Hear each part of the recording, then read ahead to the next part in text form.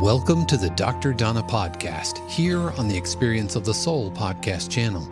Innovative, evidence-based recovery that helps to identify intergenerational trauma, allowing for freedom and embracement of the healing process. Today, episode 119, As Far as You Can Go Before You Have to Come Back, Part 1, with author Alle Hall. And now your host, Dr. Donna Bevan-Lee. And this is Dr. Donna. Welcome to my podcast. Today, I know that I told y'all that we would pick up emotional immaturity today, because that's, a big theme in childhood trauma is that you become emotionally immature. You don't mature. And so today, though, I have managed to, and am very honored to have a long-term friend of mine who has just published a book. She's agreed to come on and talk about her book, talk about, how this book came to be, her journey in writing this book. And I'm very excited that she was willing to come on and join us today. So the name of her book is called As Far as You Can Go Before You Have to Come Back, which I think is just wonderful. And I'm going to steal something from what she said earlier, and that is that everybody's journey through childhood trauma is that. It's as far as you can go before you have to come back. For those who don't come back, it's not good. You have to come back to where you are. So that's the name of her book. The author is Alle Hall. Smart, capable, competent woman that I've known for years. And so I would like to introduce her now. Alle. Hello. Hello. What a generous introduction. Thank you. Welcome. So, tell us a little bit about yourself. Me. Yes. I see. Well, where to start? Right now, I live in Seattle. I've been here since 1991. I am married to a very nice man. We have 2 lovely sons. We are financially stable. We have a nice house. I can't believe that this is my life, given what my life was like when I first met Donna in 1991. I had literally been not exactly kicked out of treatment, but they were overwhelmed by me. They didn't know how to help me because my trauma was very severe. And I was young. I was in my mid-20s. I was not in any way indicating that I could handle it. And they just thought I needed somebody who had just more of a handle on things than perhaps they did. So they sent me to Seattle to work with Donna. So I've worked with Donna. I worked with Donna from 1991 until her semi-retirement. I believe she's back in business in just a little bit. But and in that time, I went through understanding the full impact of my childhood trauma. Just that it existed, for one, because I was someone who operated as if it did not exist. And then really understanding the underpinnings of abuse and how the codependency forms and how the addictions and for me, depression of the anxiety and depression cycle, and then the chronic physical pain come up and circle kind of like we used to call them lazy Susans, the ones they were only at Chinese restaurants and they circled around and you could take this dish and this dish. I hope it's not inappropriate now to call things at Chinese restaurants lazy Susans. I don't know. I don't know. Susan might be upset, but I guess the rest of us are okay. And then Donna saw me through a little bit of questioning of my sexual orientation, but not so much. And then I met someone and I talked to Donna about him and she's like, just date him. It's not like he's going to be the guy you marry. And so we got married. And and I brought him actually. Sometimes I'm wrong. Once. Now it makes once. That's Donna's been wrong in my life. I brought him to Donna to go over my childhood history with him because the data in my case is extreme. There's just a lot of abuse. And the next time Donna saw me, she said, marry that man. And I was like, well, I guess I'll wait till he asks. But he did ask. And now we have 2 sons. One's just about to leave his teens. One's dead center of his teens. Both I'm just so proud of. And these are miracles. These are absolute miracles. When I met Donna, I don't know that I'd had so much as a date. I mean, I'd probably been on a couple of dates, but they just so completely didn't register. I was very shut down in the emotional, sexual realm. I could not open up. And Donna taught me that one of the things that is the most critical for trauma survivors to do is reclaim their sexuality. And she's right. Maybe we can talk a little bit more about that. That's a big part of the book I wrote. It's in fact the driving energy that I gave to my main character was this need I felt to have a healthy relationship, a healthy, strong, sexual, loving, mutually supportive relationship with somebody. So, Mia, maybe you could, share with us, if you don't mind, when you discovered that you might have some abuse in your history, and it's like, were you in a family that was like destitute, or what kind of family was it, without giving any identifying information? We were crazy. Everybody acknowledged that we were nuts. My friends were like, your parents are crazy. We were kind of like known around the neighborhood as the crazy family. And yet we had this myth going on that we were a great family and that everybody loved everybody and we were so great. And they just, like all that input we were getting that you are like nuts just was water off the duck's back. I grew up in a system and I didn't question the system because the system was so prevalent and so heavy. There was no like, what do you mean? Like your dad has a number of relationships with women, even some he marries, and yet is still married to your mom. Okay, I guess that's just what happens. I mean, it really was just what happens. And I got physically far enough for my family to, I literally took myself to Japan at one point in the late 80s. Teaching English there was a very easy way to get a job if you were white and spoke English. And I qualified. So I got myself a job, and being literally that far, which Japan is pretty much as far as you can go before you have to start to come back. You're literally at the beginning of the next day in Japan. That's where the sun rises. And so while I was there, I had enough distance and I got into 12-step recovery, and I realized that this is really wrong. What's going on in this family is wrong. And I just kind of took it from there.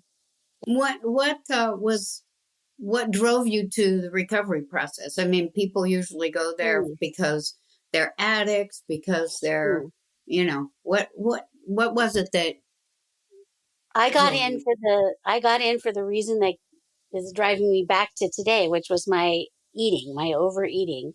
I had in my teens been through a cycle of bulimia and exercise bulimia, juxtaposed with starving when I wasn't binging.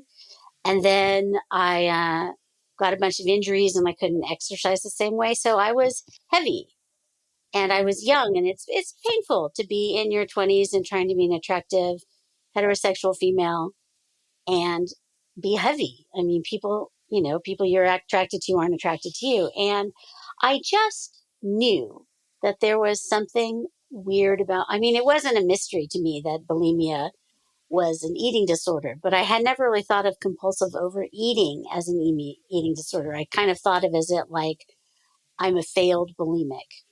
And like a weakness or something? Yeah, like I'm just fat. I just can't stop eating. Yeah, that's it. Yeah, I just thought of it like that. And personal failure. Personal failure, right. Yeah. And one day I just saw an ad in the paper, just like, do you have problems with food? And I went to my first meeting, and I really did not like the whole God overlay. I really found that offensive, and which is hilarious now, but because, God is a primary factor in my life. But at the time, I really did not like that. And I announced my first share in a meeting was that I did not like the pronoun he associated with God. And I found that really offensive too. I found a lot of things offensive, but I was a keeper. I could tell right from the beginning. I felt the same way when I attended my first Tai Chi class. This is something I will do. Mm-hmm. And it just made so much sense to me. The program made sense. People were like, just take what you like and leave the rest. Just do the parts you like. Don't worry about the God part. Don't worry about it. Just keep coming back to meetings. And I did for like a year before I settled down and I started working the steps. And during that time, were you aware that you had childhood trauma? No, not at all. I thought my trauma was that, well, I didn't have the word trauma for Mm-hmm. some reason. I didn't, I Well, it had heard it. wasn't popular then, you know. No, it Trauma wasn't was a popular car then. accident. I guess. Yeah. I didn't think of myself. I thought of myself as coming from a good family. You know, Mm-hmm. we weren't wealthy, but we certainly had enough money. I went to a private university for college and I paid for part of that. My family paid for part of that. Um, so we certainly weren't, you know, buying yachts, but I didn't think about money. And I think now that I think about it, when the way I grew up was if you didn't have to think about money, you didn't have trauma. That I was see. definitely one of our family marching orders, as they Mm-hmm. say. So if you were poor and you had money, then that was trauma. Yes, But if exactly. you That was were because that was the trauma my parents went through. They right, didn't, yes. and I'm pretty sure they went through all the same kind of trauma I went through because they didn't make it up. Mm-hmm. But we weren't like, that didn't matter as far as they were concerned. What mattered was that I go to a very good school and make some money. Uh-huh. And that seemed to be to them the way that you handled life. And so once I started to really understand the depths of the trauma in my family, which includes, well, I start with the spiritual abuse because I find that to be the most um, long-term. Detrimental is way too soft a word. It rips your world apart to not have a center that you can trust. So So it's, you know, I've talked in my podcast before about how all childhood abuse, abandonment, and neglect is spiritual abuse. I mean, just well, across the yeah, board. And then there's the kind of spiritual abuse that occurs when you are, you know, that's in some kind of a religious or, you know, when you are abused in the name of religion or something like right. that. And so are you, you know, can you say which of that you're talking about? I look at it more as my parents replaced God with themselves. And so Okay. for Yeah. me, completely decimated the idea that there could be a God that could be loving Mm-hmm. and that could be uh, a reason that why we have the universe and why we are here in the forms that we are to achieve things. Um, it became this random experience and not trustworthy. So that Mm-hmm. was the basis of my life with this like unstable ship that I was on in this kind of a dark and meaningless sea. Mm-hmm. So that's how I look at that. Okay. Then there was sexual, physical, emotional, and intellectual abuse as well. Mm-hmm. And who was the perpetrator of that? You know, everybody, any adult within, like you could swing a cat and hit an adult and they were abusive. It was my parents, it was their friends. Everyone seemed to have access to us in any way they wanted in terms of sexually, in terms of, things that seem stupid, like, oh yeah, she can come over and babysit for you. Well, you know, why should I do that and not be paid as a 14-year-old? And it's Mm-hmm. not like they were taking the money. It was like there were literally no boundaries between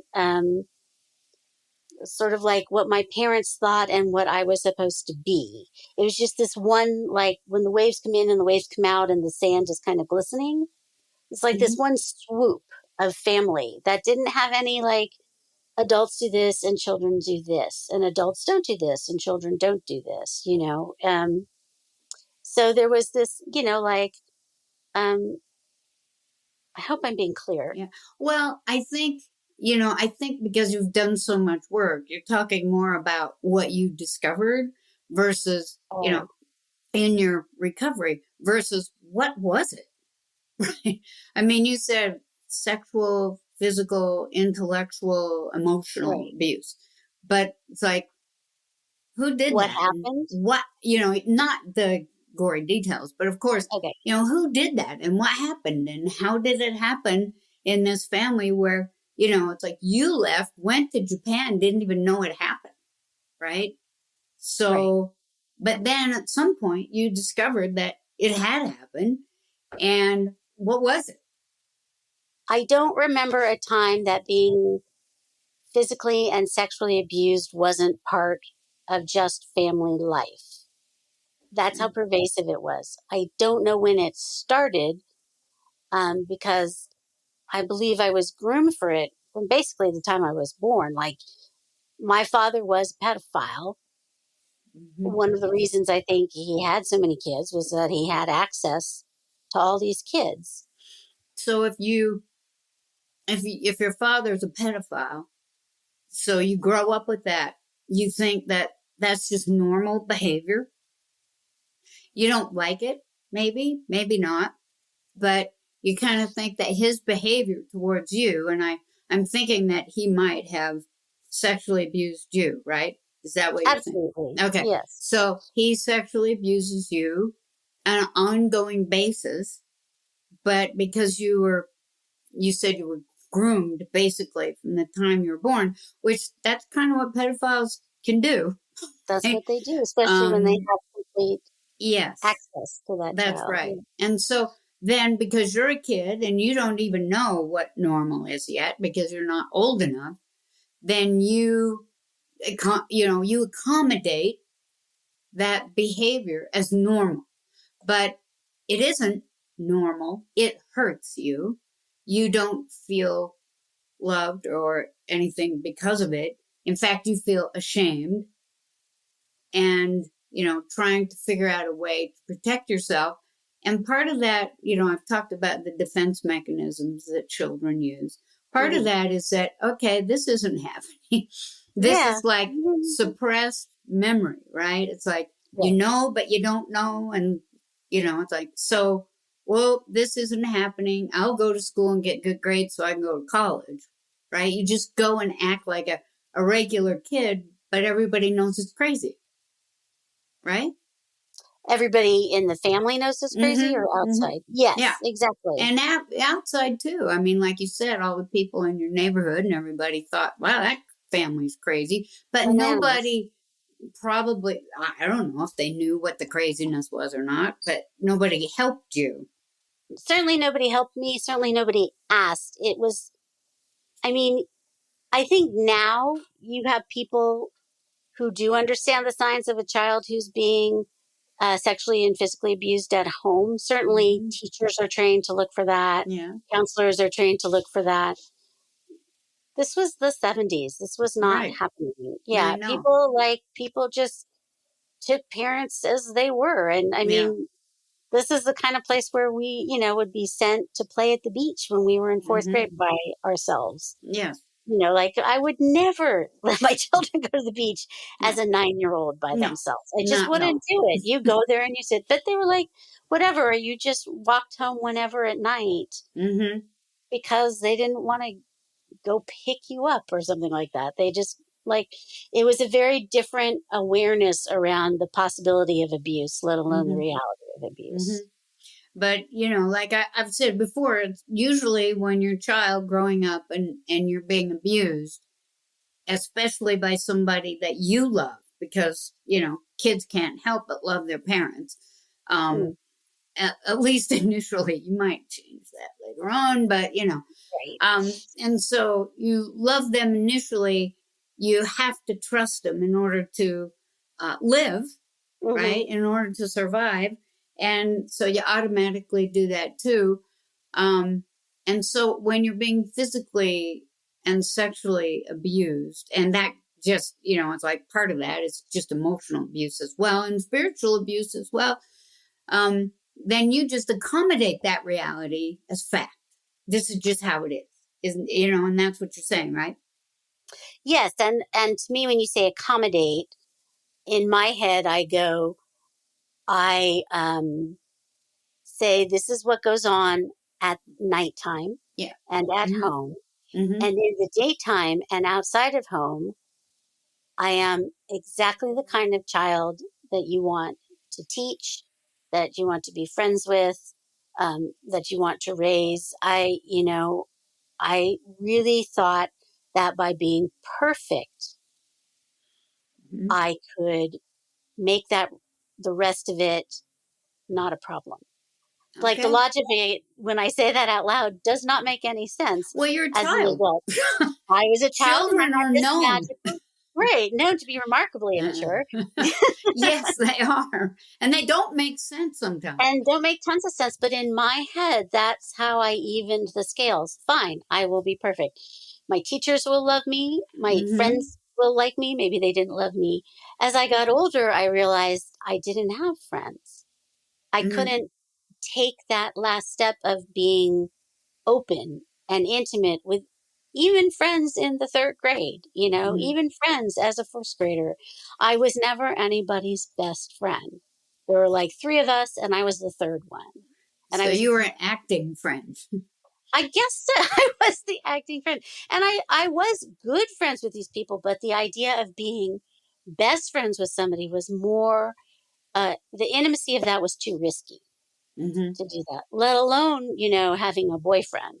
That was Mm-hmm. completely not acceptable. Off the table. No way. It just Yeah. was not going to happen. And as I got older and older, and it became more and more obvious to me that love was not happening in my heart, I became more and more willing to fully understand the impact of my childhood and let that in and let that hurt and let that fear take place and that loneliness and let that anger out in order to walk through it. Mm-hmm. That took a lot of courage. Yeah, I didn't see myself as having an option, but I did have an option. I Mm-hmm. just didn't like the option.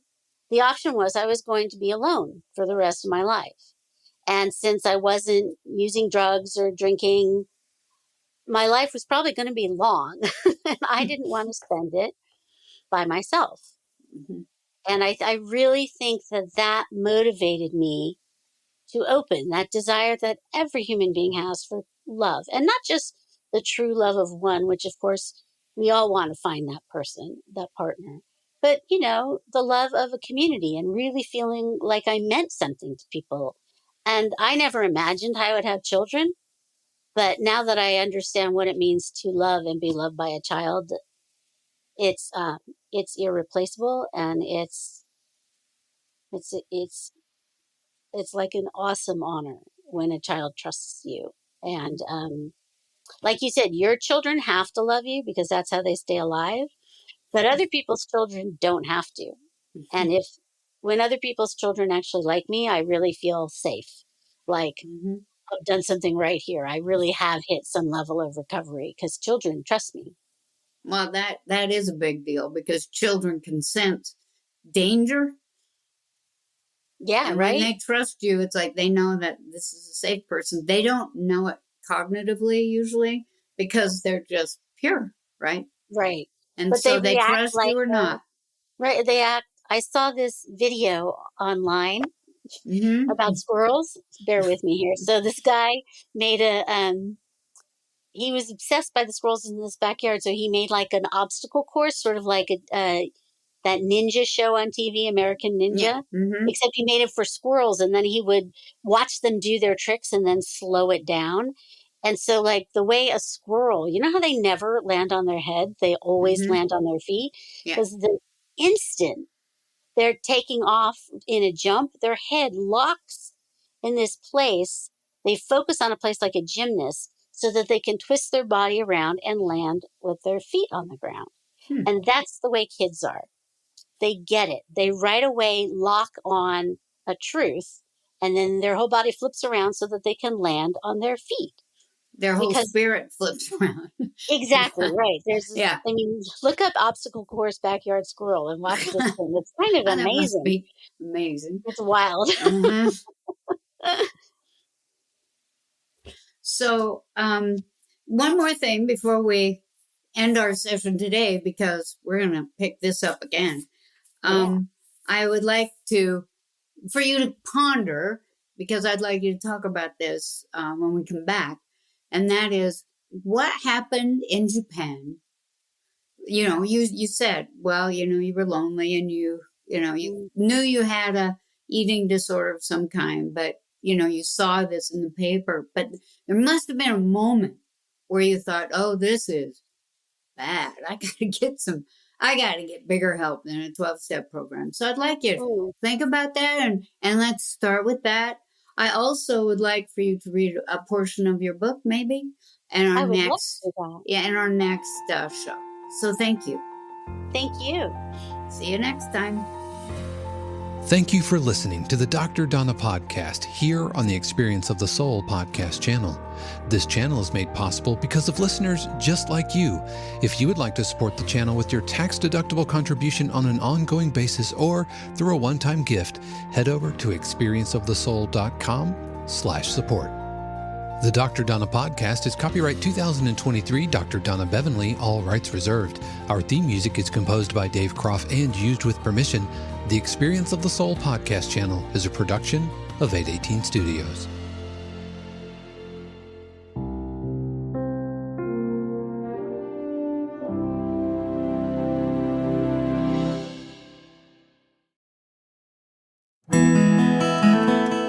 Hey friends, Sean here, your Experience of the Soul producer. I want to take a moment to tell you about something truly exciting. The SoulWorks online community, created by your host, Cynthia Alice Anderson, and available on the Mighty Networks app. If you're looking for a place where you can explore your spiritual path, connect with others, and grow in a meaningful way, then this is for you. SoulWorks is so much more than an online community. It's a safe, inclusive space for spiritual exploration, self-discovery, and personal transformation. Inside the community, you'll find everything from uplifting spiritual studies to soul-centered growth practices, meditations, affirmations, and so much more. It's a space where you'll always be supported and never judged. The best part, membership is free. You'll have access to powerful resources, inspiring content, and a supportive group of like-minded people who are all on their own unique spiritual journeys. And if you're ready to dive deeper, there are premium options available to enhance your experience with a live Monday night talk series and extended, deeper meditations. If you're seeking a place to connect, grow, and nurture your soul, we would love to have you join us in the SoulWorks community and see where this journey can take you. Visit my.soulworkscommunity.com today.